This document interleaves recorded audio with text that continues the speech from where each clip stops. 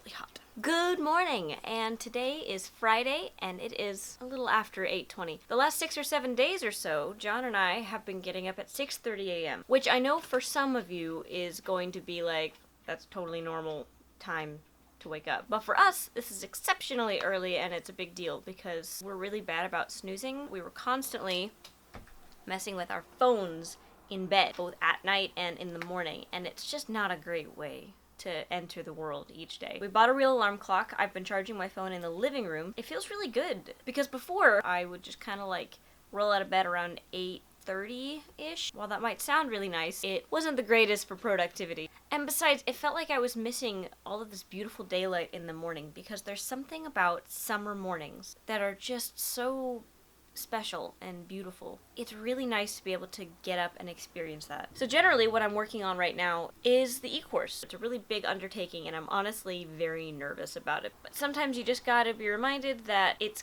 gonna seem a lot harder than it is until you jump into it. Something that I've noticed a lot of people, especially in the bullet journal community, suffer from is the fear of getting started. And I call it the first page fear because when you open up a brand new journal for the first time and it's beautiful, you stare at that first page and suddenly it stares back at you. It makes you freeze. And I've suffered from this as much as anybody, especially with the first two journals. With both of those, I opened up that first page and I was just like, I'm gonna ruin it. If I screw up this first page, the whole thing will be ruined. You get so wrapped up in what could be and what could go wrong that you completely forget the whole point of this thing is to just be productive. I know that several people I've seen across the bullet journal community will get a second crappy journal to plan out all of their spreads and practice everything before they get into their real bullet journal. It's just so counterproductive. I know what they're trying to achieve, and it's perfection. And perfection is a myth. It's a lie we tell ourselves to procrastinate even further because we're nervous. Who cares if your journal has a misspelling or you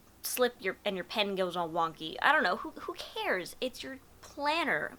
Before anything else, it's your planner. Because who's gonna see? I show you guys all of my stuff, but that's because it's my choice. Not everyone wants to do that, and nobody has to. You can keep it completely private. Don't even show your family. Keep it just for you. And if you make a mistake, so be it. It's okay. Mistakes are fine. The goal is to get it done, and not perfect. I know I say that a lot, but I'm gonna keep saying it. Done, not perfect. And this really goes for just about anything, honestly. I mean, it's going for this project that I'm working on with the e-course. It can go for any hobby at all. There are so many people who have these brilliant ideas or they have these passions in them that they don't ever show the world because they're so afraid that it's not going to be perfect or it's not going to stand up to Joe next door. But in reality, everyone has a unique perspective. Everyone has unique things that they can bring to the table. We would have so many more brilliant people showcasing their brilliance all over the place. You might not be Picasso. I'm not Picasso, and that's fine. I'm not the best blogger in the world. I'm not the best vlogger in the world. I'm not the best artist or writer or bullet journalist or anything. But I get things done, I finish it, and I turn the page, and I keep going, and I push on, because nothing's gonna get done unless I keep moving forward, and I can't keep moving forward if I'm constantly freaking out over one single stupid page. You can always turn to the next page and start over. I just wanted to tell you, from personal experience, that while the first page might be terrifying, the second page is significantly easier. Once you get 5 pages in, you don't care anymore. You're just doing it. You're just rolling with it. So if you're stuck on the first page, or if you're stuck on the first step of whatever project you're working on, remember that it's not as bad as we make it out to be in our heads. It's always going to be easier once we get started, once we have a better idea of what we're doing.